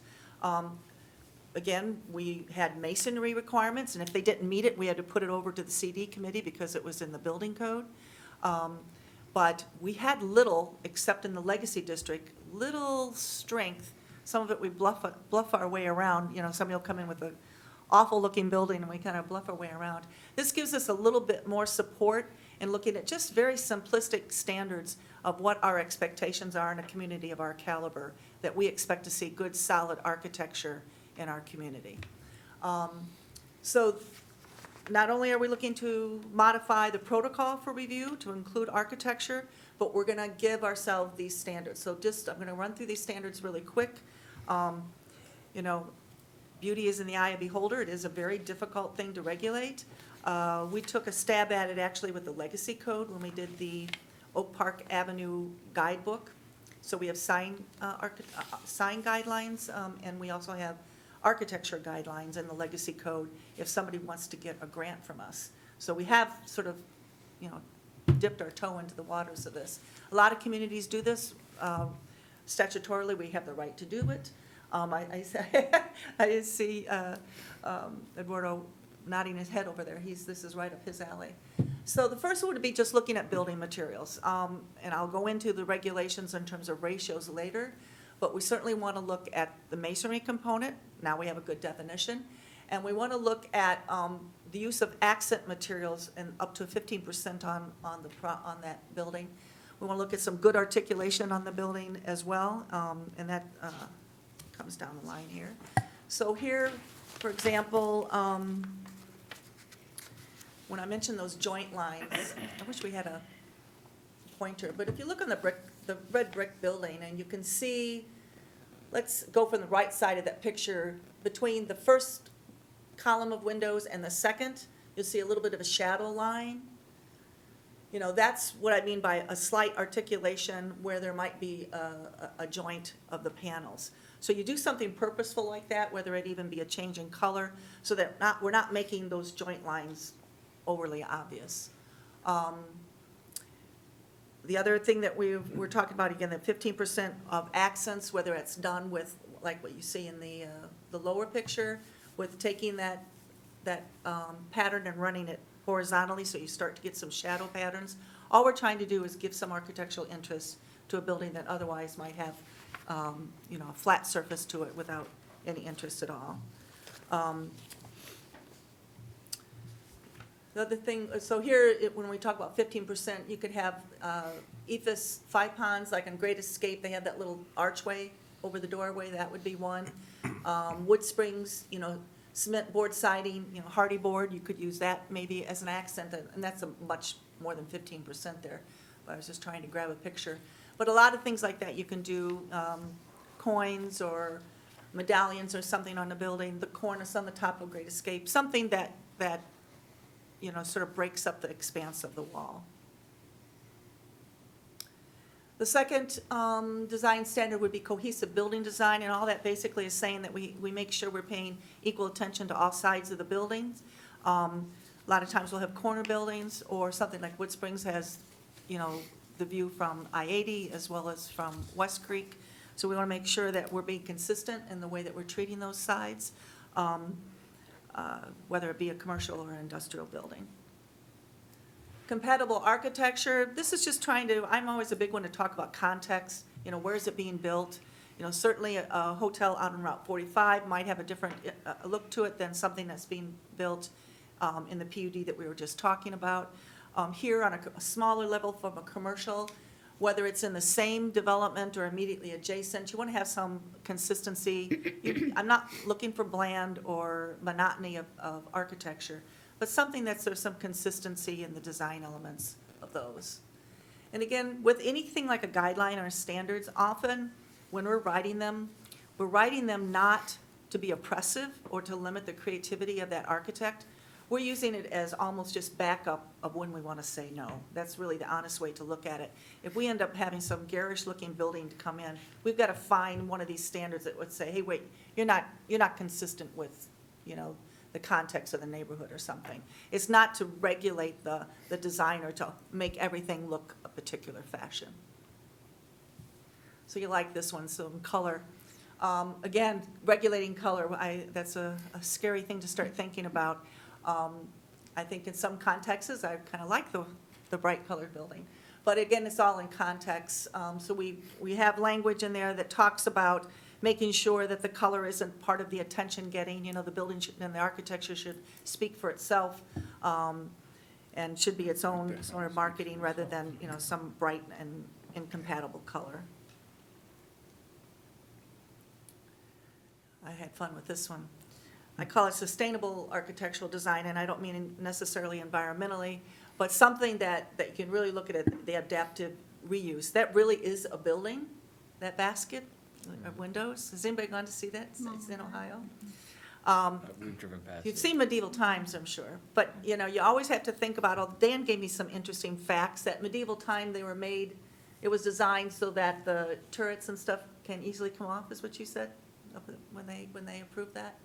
I don't know. They made it so like the outside of it was still an industrial building, and you could remove kind of some of the turret areas, Some and of it'd the- be a big warehouse The building. croûte de vents, so I don't know what you could do to that basket building, or what else it could be used for. So, it's, again, it's something that we have in our hip pocket. If somebody comes in with some crazy-looking building, again, we're looking for uniqueness, but if something that we think that's gonna be hard to make for some adaptive reuse, now we've got a standard that we can use to battle that. Defined entryways, important, making sure the pedestrian and visitor knows where to go. Roof, that's always an element that we've talked about. And, you know, on the smaller buildings, you want to see some sort of a roof line. But we've seen some very attractive flat roof buildings. Once you can start getting to the larger industrial buildings, it doesn't make sense. Articulation, you know, this is just making sure that you're creating some shadow lines in the building, you're providing some interest. I tried to quantify it a little bit on here, and, you know, I'm waiting to be proven wrong that these are, you know, I did take them and stole them from some other areas, but if you can have some sort of a vertical break of at least 3 feet for every 200 feet in a large building, and I sort of measured it off a couple examples, and it seems to work. Again, if a building came in and it was beautiful and we had no issues with it, it didn't meet these to the guidelines, I think we'd be fine. Mechanicals is also a big issue, that middle building. We've done this on all of our buildings. We don't want to see the mechanical systems from the public right-of-ways. And trash enclosures, this has always been in our code. We want to make sure it's a masonry enclosure, and we try to match the style and the brick of the building that's adjacent to it. So those are the architectural ones. I don't know, you know, maybe you've got some other ideas that I haven't thought about, but in looking through what other communities do and kind of thinking through it on our own experience here, that seemed to kind of be all-encompassing and help us get it in the right direction for a nice quality building. Site planning, and you all have been involved in a lot of this in our design review. Here's right out in our development, where we're trying to make sure the building is prominent and the land and the parking is not. The overlay district, urban overlay district attempts to do that. Sometimes it's unavoidable, but we certainly wanting to make the building speak for itself and set itself in a nice setting. That includes drive-ups as well. We want to get the drive-ups to the rear of the building if we can. And then these are all kind of minor. You might recognize this as in the southwest corner of 183rd and 80th. But you want to look for cross-access. Dan was talking about that tonight. We promote that where we can. You want to provide good pedestrian access that doesn't have to conflict with the vehicles. You want to have designated areas for loading areas. So these are all common things that we do as a matter of course. But now that we've legitimized it in our code, if we're up against a battle with someone that doesn't want to provide cross-access, we can show them, hey, this has been a priority for our village and this is what we want to see. So, as well as changes. So you guys review a lot of this stuff, and what we want to do is, we put a lot of thought into these now and how they're designing the site. So we don't want to Yeah. have someone, whether it's architecture or the site plan, start messing with that without ensuring it works and meets those standards. Absolutely, absolutely. So those would be the new standards. Again, if anybody can think of any other ones that we might have missed, but these seem to be sort of the bread and butter of what we do every day when we're reviewing our plans. So the next section would be actually amending the section in our code. There's one section where we look at supplementary regulations for all of our codes, and it hasn't been as divided as well as I'd like to see it for keeping the uses separate. So this is just defining it a little bit closer. So we're going to look at the requirements for residential, we're going to look at the requirements for commercial, and then requirements for industrial. So this is amending section 5C4, and this is for the residential uses. And right now, as I mentioned, we require first floor brick, but we've never really addressed townhomes in that. So we are now including townhomes in this development. It really didn't specifically call out multifamily either, and we needed to make sure we were consistent with our definition of multifamily in the zoning code. So we make sure that now we're gonna take that multifamily requirement and we're gonna put that over in the commercial area, and I'll talk about that when we get to the commercial. We've always had an anti-monotony clause, so I'm not changing that. First floor brick, not changing that. The way we handle additions, I'm not changing that. Just bringing it from the building code, putting it into the zoning code. So the next section, 5C3, this is related to business and commercial districts. Now, the way it's written in our code right now, it's just business and commercial districts. I'm adding ORI into that because our ORI really is more office-type uses than the industrial, the large industrial buildings that we're talking about that we're having problems with. So I wanted to divide everything from, the Starbucks up at 159th and Harlem to Brookside Marketplace to some of the businesses in the ORI district. Keep that distinct and keep the standards the same level in terms of requiring brick, because that's what we've seen, including hotels. We've had a lot of hotels come in. Keeping that separate from our industrial uses that are struggling, trying to meet that brick requirement. So we're making a clean break. Anything in B1, 2, 3, 4, 5 is all going to keep exactly what's always been required. We're putting ORI in that as well. It always was required in ORI as well before, but I'm keeping that in one group. And then I'm separating the M1 and MU1, which goes up to larger buildings like the one on Prosperity Drive, and reducing the standards on the amount of brick. So here on the commercial ones, and I'll go through to make sure you feel comfortable with what was before and what is now. I'm not changing that, but just adding ORI and multifamily to that section. So if you look up at the top, that's the way the code is written now in the building code. So 1 to 3,000 square feet, 100% of it has to be face brick. 3 to 40,000, 75 has to be face brick. 25%, the way it's written now, be other masonry, but we don't know what other masonry means. So in the new code, I'm defining what that is. So 40 to 80, 60% brick, and then 80 and above, 25% brick. So in the new code, and that's the second column, everything's exactly the same, anything 3,000 and less.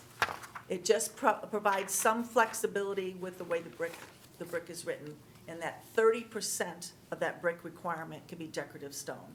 And that's what we have to look at on Lenny's to see which number they used, for decorative stone. So they may be okay, depending on how we're gonna count that decorative stone.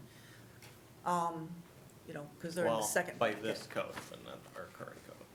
Well, in the code, it says 75%, for example, the next level is theirs, they're a 9,000 square foot building. The current code is 75% brick, 25% other. Oh, I see what you mean, so they don't even make the The 75. face break, Yeah. yeah. All right, and so that category, that second tier, again, it's the same, except we're offering a little flexibility with the brick, that we can take 25% of the brick requirement and make it decorative stone. Still a high-quality material. And then we're also defining what other masonry would be. From 40 to 80,000, the way it's written now is 60% face brick. We're keeping that exactly the same, but we're gonna allow 20% of it to be decorative stone. It's often what you'll see in a lot of those buildings anyway. A solid brick building is a little bit boring. If you have a foundation of a decorative stone or Renaissance stone, it's much more attractive. And with that Lenny's one, they can meet the 75% if the entire thing was brick, but I think it's nice to have the stone around It the is. It looks a lot base. better. It gives it a little bit of articulation and Mhm. looks good with it around the base. And so for buildings, the larger commercial buildings, there's only 25% that's required brick, but the rest of it can be some other masonry, but again, we've identified what that could be. And of all these, as was mentioned in the guidelines, 15% could be some decorative ephes or hardy board or something like that. So you can see, for the most part, commercial remains pretty much the same, it just helps define it a little bit. So when you look at some of the buildings that have already been built in that manner, that's what we have out on Route 45. And this is out in the, I keep calling it West Creek, but what is the PUD that your Lenny's is in? What's that PUD called? North Creek, North Creek, okay. and the west. The other thing to kind of think about too, that's this PUD that we were just talking about with Lenny's, is, where are the development opportunities and what are these new guidelines gonna impact?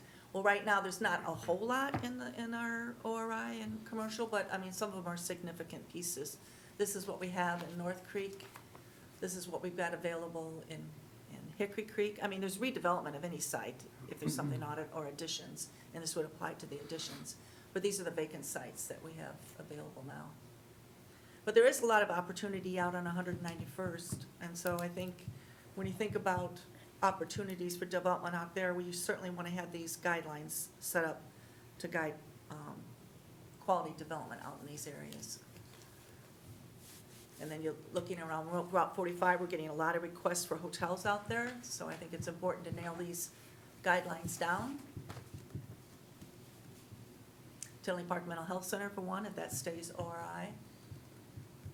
And then everything on the east side of Harlem, just south of 80, you have a lot of development opportunities out there as well. So the standards are still gonna stay high in this category. Still have a lot of brick requirements, which is something the village has wanted to see for a while. So this is the way it's actually written. I don't need to go through it. It's in your staff report, but it outlines specifically what the language will look like. So when we come to the public hearing, I'll have this written as an ordinance, and this is what we take to the board for adoption, if you're in agreement. Again, we talked about that 15% being decorative. This just lists what those could be, anything from a cedar shingle to metal, something, styles change over time, but I think it's a pretty comprehensive list of attractive building materials that could accent a building. We are still looking at prohibiting vinyl siding, aluminum siding, common CMUs, and the adhered masonry veneer as a brick replacement. And the last one, I just talks about additions. I mean, similar to our residential districts, that when you have an addition, you gotta be compatible to the existing structure. Okay, this next section, just like the one I just went over, but now we're dealing with our manufacturing. And here is where we really are recommending the biggest changes, because we feel like we're not keeping pace with the marketplace, the industry standards, or what our other communities are doing, just like the pictures I showed you on I-355 and I-80. What we're seeing built out there are tilt-up construction, basically, what most of them are. So again, up in the top up there, there's that same code that we saw in the previous slide that's in the building code now, bringing everything over into zoning code, but we're making the following changes. The very small industrial buildings, 3,000 and under, we're not going to do anything about that. It's going to remain the same. The only addition is, just like with the commercial, 30% of that face brick could be decorative stone, and that makes for a better-looking building, we think. Where we start to see some changes is in the 3,000 to 10,000. Right now, we have to have 75% face brick.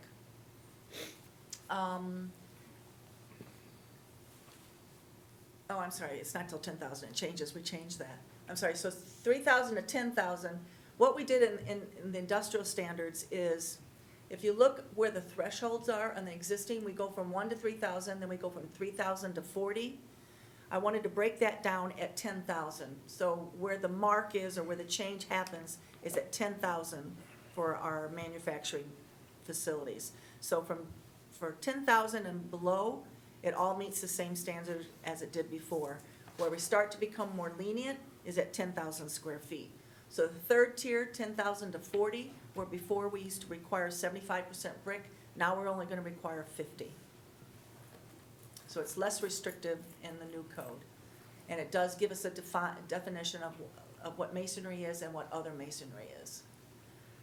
When you get to 40 to 80, which is still the same threshold as the existing facilities that do require 60% face brick, we're going to reduce that down to 25% face brick. So that's a pretty significant change.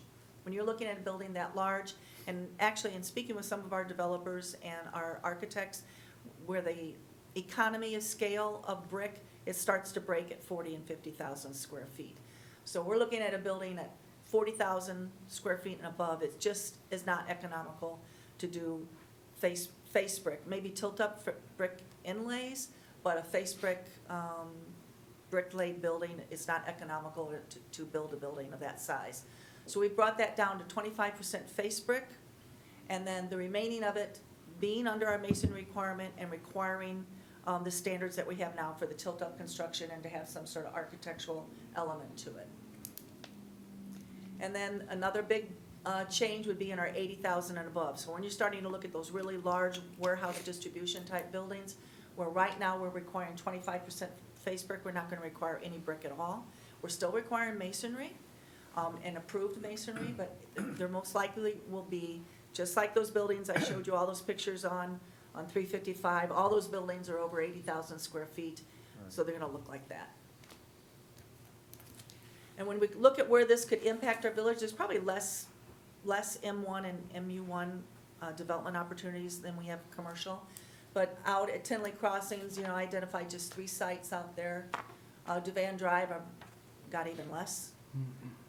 So I don't have a whole lot of opportunities where this is going to be impacting, but we want to make sure that we can attract those businesses out where we can. So this is the code as it would be written, and we'll give you that at the public hearing. So that takes you through all the proposed changes in the amendments. I mistakenly put the motions, I got ahead of myself, I gave you the motions in your staff report. That's one less thing I have to do with the next one.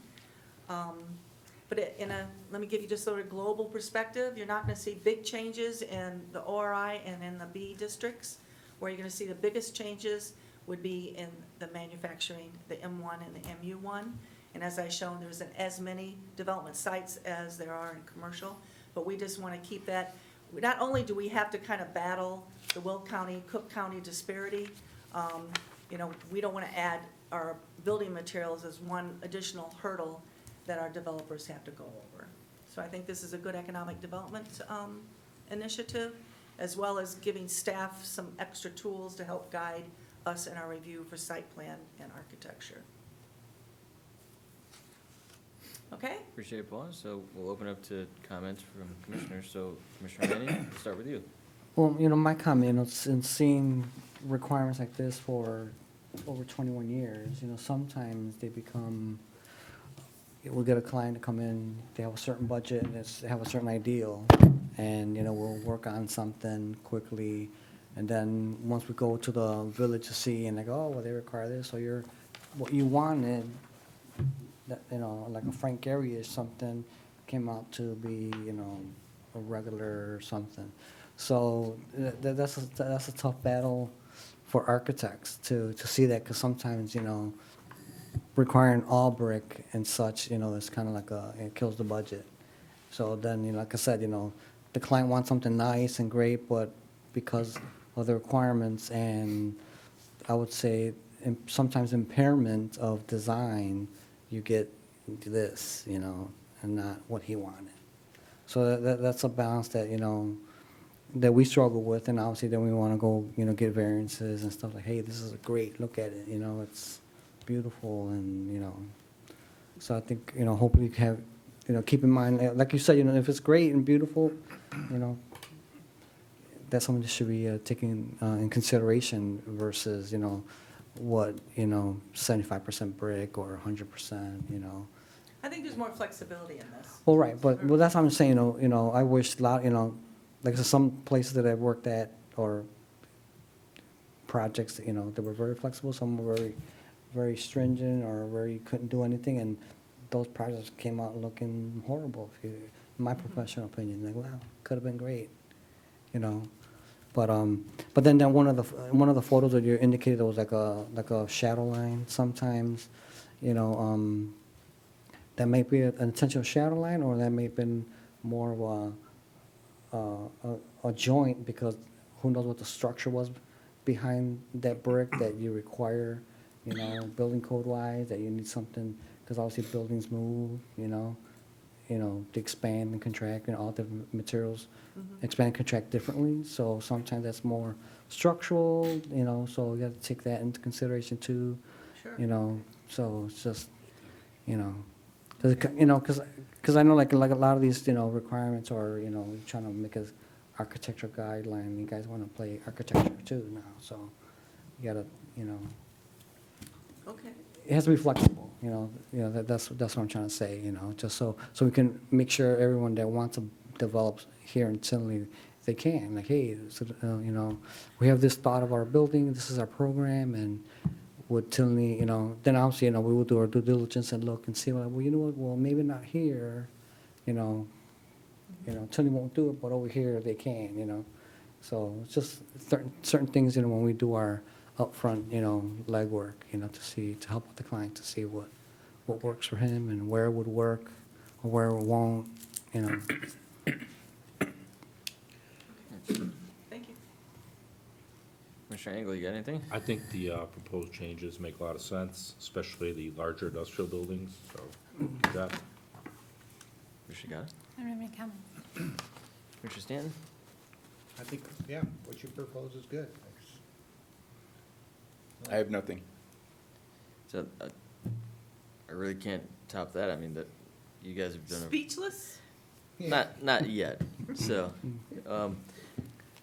one question I had, so if I understand correct, this is prospective for anything coming, but if somebody wants to come in and retrofit a building that, in these categories, would they have to come, I'm assuming they'd have, not necessarily? No, if it's an addition, they're gonna have to, we'll look at matching what the building is, but an existing building, no. we're not. Okay, so New if somebody construction. comes and buys a building and wants to retrofit on the inside, they won't have to change the, okay. It's just clarity for my, because if they come in and buy the building, if they have to change the facade or anything, it's like, I just want to make sure that was kind of clear up front, so just, it helps business-wise coming in, it's like, they know it's like, their building, they won't have to have that extra expense if they want to purchase the building. So, and what, are we gonna do something similar to the buildings on Oak Park Avenue? It's like, I know that they have kind of like their own code, but this seems to be not only more concise for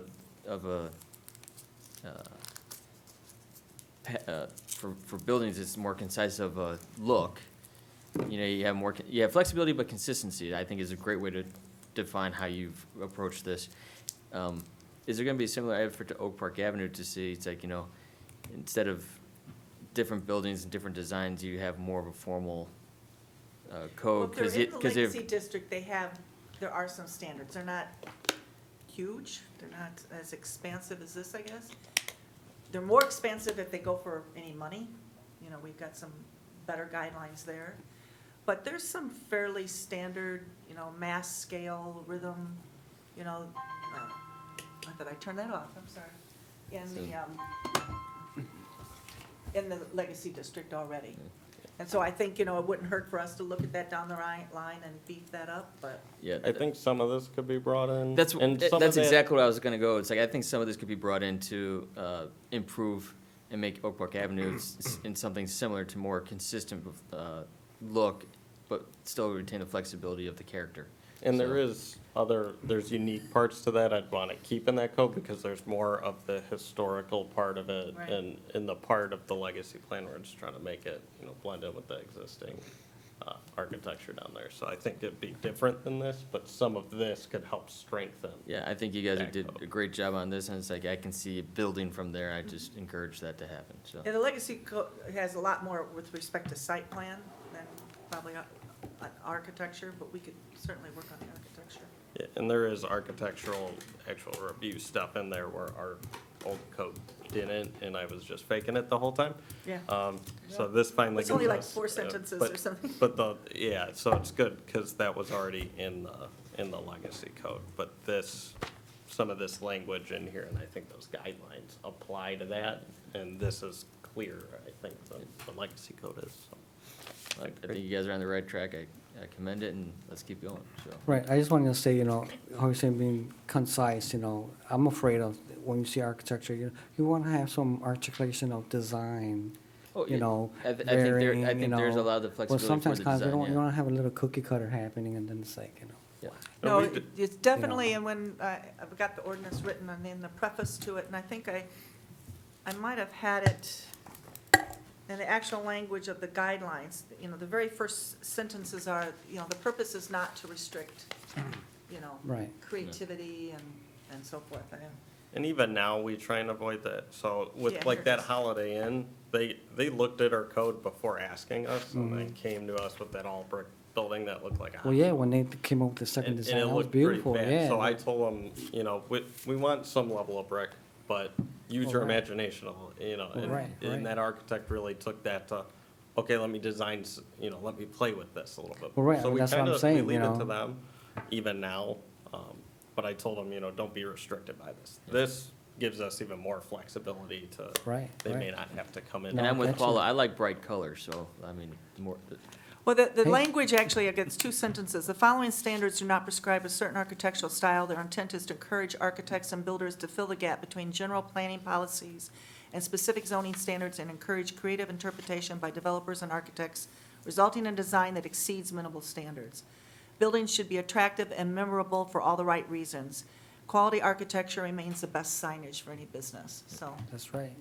so, that's, Those words sound, they It's gonna be sound right up great, front. so let's make sure follow you, that, make sure you put that in very that's bold, the bright ordinance. colors, so that we there you can go. pay attention. I know, I had sort of fun looking for, I Googled ugly building. What was I coming up with? But I loved the basket. Yeah. Isn't that going, now I'm gonna go out there. I think it's in Ohio. And this really helps with the change, once you get those designs, sometimes you get people that are short-sighted and don't see that. Whether it's shopping centers or larger office, you get people that, there was a really unique design, and because of economics or that moment, they're trying to change one part of it when it doesn't really work with the overall building. So I think this will help. All it's gonna do Keep- is help keep us, that. help us say no for the right reasons. Yep. That's really what these are for, not necessarily to push somebody into a corner. But if somebody comes up and it's something we just really can't handle, then we can rely on this. At this time, I'd open it up to the public, but seeing that nobody else is here, there's no public. We'll open and close that pretty quick. Can I have a motion to close the meeting? We have some good of the order Yeah, I things guess if you good of want. the order. I did skip that, so, all right, let's move good of the order before I forget. We'll move quick. There's a cannabis discussion on November 12th, that'll be here with the village board. It'll be a presentation, zoning, finance. It'll be a public meeting where people are welcome to kind of discuss and share their opinions on it. There'll be a public survey though as well, where we're gonna take in feedback on cannabis dispensaries. That'll be out the next day, so November 13th, that'll be open and distributed, so we're gonna discuss that at some point. That'll be coming soon after that, I think, depending on the direction the board gives. There'll likely be some zoning code changes as well coming before you guys. Anything else? Okay. Boulevard's moving dirt out there, so that's exciting. The fence is up and they're moving dirt. I don't think the foundation's in yet, but they're moving out there, so that's good. The Vro addition, which was before you guys, that's kind of been holding out there. They've had some discussions on it. Did that get delayed again from, Yes. okay. But it's 'cause I been thought- tabled to a date certain, so they're gonna bring it I up th- on I thought it was December 3rd. December. Be done. December Yeah, 3rd. December yes. meeting, yeah. Yep. So that's coming up. The Union Square Townhomes, the Halloran, that predates some of you guys, but they're gonna start their third building. They got approval from the village board to do a foundation only on that building, and they've already pre-sold some of the units, so the fence went up on that, and they're, I think, moving dirt over there. We have, just north of Ed and Joe's building it was an old salon building, so we have a new owner on that that's gonna do a new facade on it, something I think a little more historical and commercial than what's out there now. He's going for a facade grant for that on our Oak Park playbook, so that'll be coming up to the village board. What else do we have? English Garden opened. That never really came before you guys, but they're kind of by the Dairy Palace. They went into like a historical home. They will be coming, I think, before you guys for a special use to allow that to be a mixed-use building. So they want to do an apartment on the top.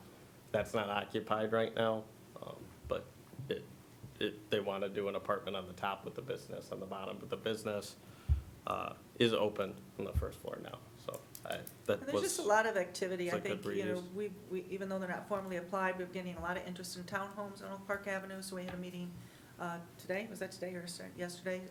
Around Today. 179th. And we got a lot of interest of hotels as well on Route 45. So we're just, lot going on, a lot of projects coming in, meeting, wanting to move forward, so. And the townhomes especially, I think we want to keep those on Oak Park Avenue. I think that's a good product there. And now we have a little bit of a proven market, I think, from Union Square that helps show developers, you know, there is a market out there and what that is, so. I have a question. Right next to where that, it's Bradley's Barber Shop right on Oak Park Avenue. It's right, Yeah. you know where that's at? Yeah. So then right next to that, there's that vacant building. It's been vacant for a long time, and then Yes. there's a, I guess, might have been a parking lot. There stone was a parking building lot. there at one point, and now it's just a parking Right, lot. stone parking lot is terrible. Wait a And minute. There's like, You don't even know. I took out the front end of my car, pulling into that lot at Oh. night, $4,000 worth of damage. yeah, it's bad. Wrecked the whole I'll front have end. our Is that the code. chicks, No, little chicks? it's, or- There's no lighting, and No. there's big stumps coming up out of the ground. Yes, yeah. That's what I drove right into, because I didn't Oh. see it. Yeah. It's the Bachelor Grove. Oh. It's, yeah, because I called, and Oh. she gave me the name of who owned that building, because. the Yeah, insurance so company we've wanted had the developers, they've kind of had some concept plans to redo the site, but from a code enforcement perspective, we'll have them go take a It's I look thought at you were that. talking about further south. So we'll have our code guys go out Okay. there, and there The old is, barber shop whether was it's like vacant or an not, abandoned building. there, I think the deal is the property that of the north is maintaining that at a And using basic it for level. parking, yeah. And they get to use it for parking, That's but where the owner The is barber still. shop is there, but yeah, but they don't park there because it's so Yeah, bad. so It's we'll, so bad. the owners, Yeah, they we haven't still seen have them in some a while. basic- They used to come in about once a year, but we haven't seen them. Yeah, but there are still some basic, I mean, if it's open and they're using it, Right. it's gotta be maintained, so I'll have our code guys go there for it. Thanks. Yeah, there's two big stumps coming up out of the ground, and there was shrub like growing around it, and it was dark at night, and I pulled in there. And I didn't do any exterior damage, but it went underneath my SUV and broke the radiator and everything else. Yeah, I only had it didn't even have 300 miles on it. I was devastated. I was like, this is ridiculous.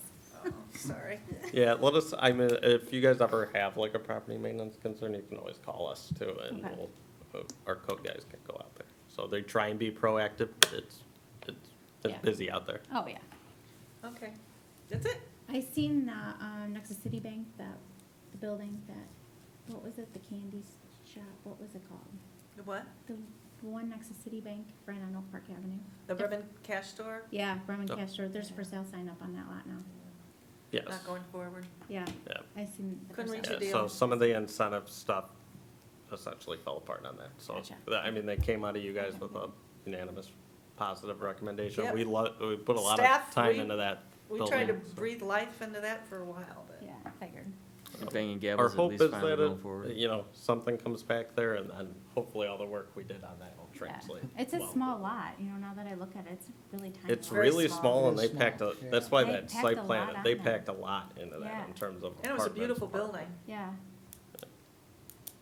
I think the only other thing is I saw banging gavels finally moving much Oh, more they are. forward. Yep, yep. So, They got a change in their incentive. Yeah, yeah, and so they can I finish think- the work, I, yeah. I don't think we've seen the permit yet, but they said it's coming, you know, either this week, or I thought next is week. what they said when I was watching the hearing That, yesterday. Sip Wine Bar, Yep. what does that building look like? I mean, you see it now, of course, but what's is it gonna be all brick? Actually, so they're Siding. putting this, it's hardy board siding, it's on there, like, today, they saw them out there Okay. doing it. So it'll be like it was originally gonna be like a grayish blue, and this is where we don't regulate color. That was originally their proposal, it's gonna be more of a gray now. Okay. But it's hardy board siding, so hardy plank. So, higher quality, but it's not brick, because it Right. still is a residential field for that. Right, right. And that's allowed in the Legacy District. Yes, and that's a permitted material there, so. Right. I don't But sorry, but when I came before you guys, they were gonna keep, we were trying to push them to do an all hardy board. Right. And then they were gonna keep the aluminum siding that was on the historic part of the building. So they actually went and got a grant from the village board to do the rest of it. Oh, great. A facade grant there, so the entire thing is gonna be Consistent, matching that's hardy good. board now. Nice. So. All right, I'm gonna close good of the order. We close public comments. We had a motion to adjourn from Commissioner Gaskell. Do I have a second? second. Second from Mr. Gatto. All in favor say yes. Yes. All opposed? Seeing none, motion carries. We're adjourned. Thank you. See you